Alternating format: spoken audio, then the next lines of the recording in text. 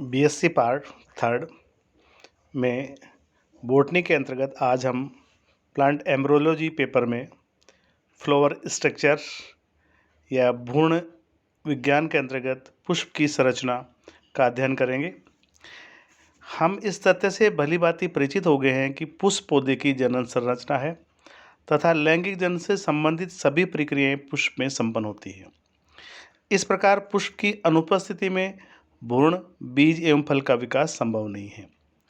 Morphological दृष्टि से पुष्प एक रूपांतरित प्ररोह है जिसमें परव एवं परव संधियां सुसंहत रूप से व्यवस्थित होती है। परव संधियों पर बंदे एवं उर्वरक उपांग अर्थात पुष्पपत्र फ्लोरल लीव्स उपस्थित होते हैं। फ्लावर प्राय एक सामान्य अक्ष पर व्यवस्थित होते हैं तथा इनके व्यवस्था क्रम को पुष्पक्रम या इन्फ्लोरेसेंस कहते हैं। अक्ष पर प्रत्येक पुष्प एक वृंत पेडिसिल द्वारा संलग्न रहता है तथा इस प्रकार के वृंत युक्त पुष्प पेडिसिलेट या सवृंत कहलाते हैं।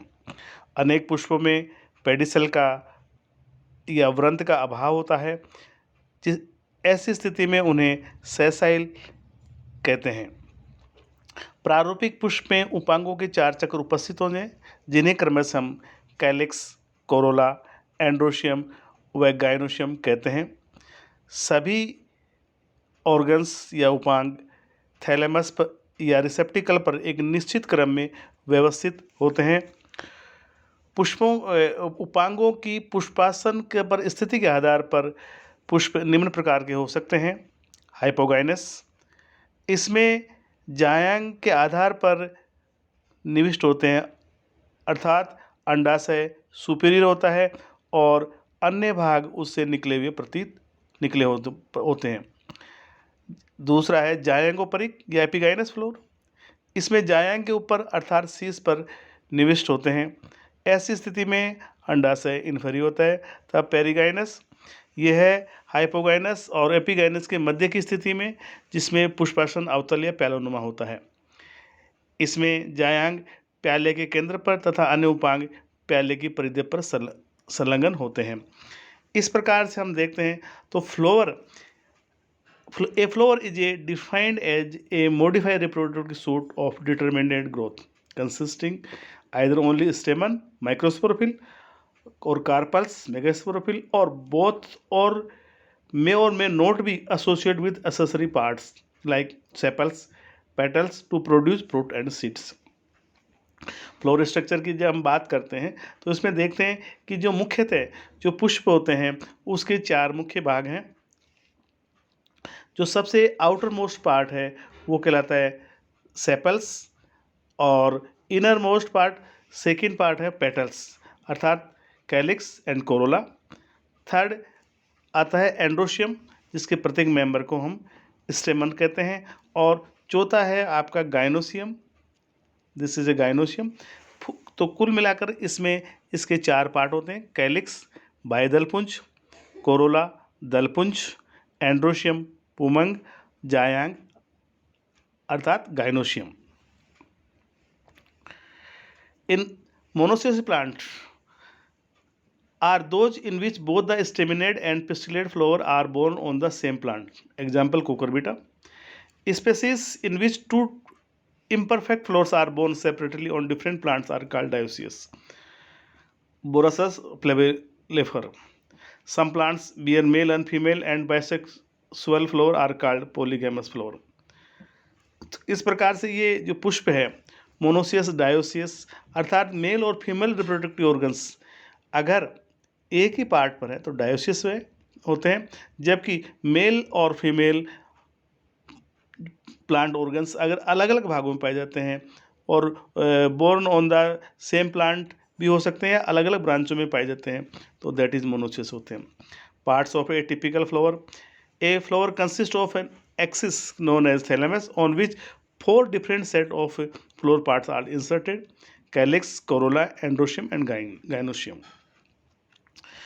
Calyx. In many plant species, the calyx consists of a green leaf-like structure, the sepals, which protect the delicate inner parts of the flower while is developing and prevent it from the desiccating. The sepals may be fused or free and symmetrical or asymmetrical. In some plant families like Liliaceae, it is not possible to distinguish between sepal and petals, and these structures are called tepals.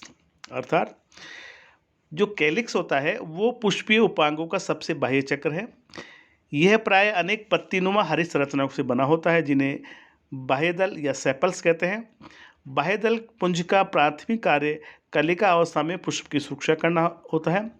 अपवास कुछ पौधों जैसे iris, gladiolus और tulip आदि में यह दलपत्रों के समान रंगीन होते हैं, जो पुष्प कलिका के अतिरिक्त कीटों को आकर्षित कर परागण में भी सहायक होते हैं। जब कैलिक्स और कोरोला में डिफरेंसेस नहीं होते हैं कुछ फैमिलीज में, तो इस प्रकार के जो मेंबर होते हैं वो परिदल पुंज कहलाते हैं, अर्थात पेरियंथ कहलाते हैं, और पेरियंथ के प्रत्येक मेंबर को टेपल्स कहा जाता है। Corolla in many species the Corolla which consist of whorls of petals, it is a most obvious part of the flower. Some flower have large shiny petals, but in some families such as the grasses the petal have become very reduced. It is also free or fused, a term as polypetalous and gamopetalous. अर्थात दलपुंज Corolla यह पुष्पीय उपांगों का दूसरा चक्र है जो बाह्य दल के अंदर की ओर स्थित होता है। यह अनेक पेटल्स या दलपत्रों से बना होता है जो बड़े, आकर्षक एवं रंगीन होते हैं। पेटल्स का प्रमुख कार्य परागण क्रिया के लिए कीटों और पक्षियों को आकर्षित करना है। वायु परागित पुष्पों में पेटल्स प्राय छोटे, सफ़ेद एवं अनाकर्षक होते हैं। पुष्प की कलिका अवस्था में दलपुंज पुष्प के आवश्यक अंगों जैसे पुंकेसर व जायांग को परिबद्ध किए रहते हैं तथा सूर्य एवं वर्षा से इसकी सुरक्षा करते हैं। दलपत्रों का आकार अर्थात पेटल्स का आकार और व्यवस्था पुष्प को विशिष्ट आकार प्रदान करती है। सामान्यतः एक पुष्प के सभी पेटल्स समान होते हैं और इस प्रकार का जो दलपुंज रेगुलर कहलाता है, परंतु कुछ पौधों में पुष्पों के पेटल्स की आकृति और आमाप समान नहीं होता, अतः ऐसी स्थिति में दलपुंज या पेटल्स इरेगुलर कहलाता है। जब किसी पुष्प के बाह्य दलपुंज और दलपुंज परस्पर विभेदित न होकर एक समान दिखाई देते हैं तो इनको सामूहिक रूप से परिदल पुंज कहा जाता है, अर्थात पेरियंथ कहते हैं, और इसके प्रत्येक मेंबर्स को टेपल्स कहा जाता है। थर्ड पार्ट आते हैं androecium. Third part of flower कहलाता है एंड्रोशियम, और यह फ्लावर का मेल रिप्रोडक्टिव पार्ट्स भी कहलाता है। यह मुख्यतः स्टेमन, इसके प्रत्येक मेंबर को स्टेमन कहते हैं, और स्टेमन made by anther, connective and filament, और ये तीन प्रकार की संरचनाओं से मिलकर बना होता है।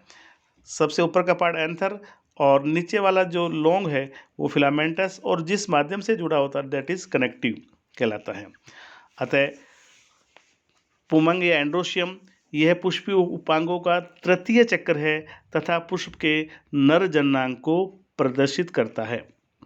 यह अनेक पुंकेसरों अथवा लघु बीजाणुपर्णों, स्टेमन और माइक्रोस्पोरोफिल से बना होता है। विभिन्न जातियों में पुंकेसरों की संख्या अलग अलग होती है। पुष्प में पुंकेसरों की संख्या प्राय दलपत्रों की संख्या के बराबर अथवा दुगुनी होती है। इसी तरह प्रत्येक पुंकेसर के दो भाग होते हैं, पुतंतु फिलामेंट्स और पराकोष अर्थात एंथर। प्रत्येक पराकोष में सामान्यतः दो पालियां एंथर लोब होते हैं जो कनेक्टिव द्वारा जुड़ी रहती हैं। प्रत्येक पराकोष में अनेक पोलन ग्रेन्स का निर्माण होता है। अब हम आते हैं गायनोशियम के बारे में। Gynoecium, the gynoecium of pistil is the fourth essential wall of the flower and may be made up of one or more carpel and megasporophyll. A carpel has three distinct parts, namely ovary, style and stigma. The lowermost swollen fertile part of the carpel is ovary. It enclosed ovule.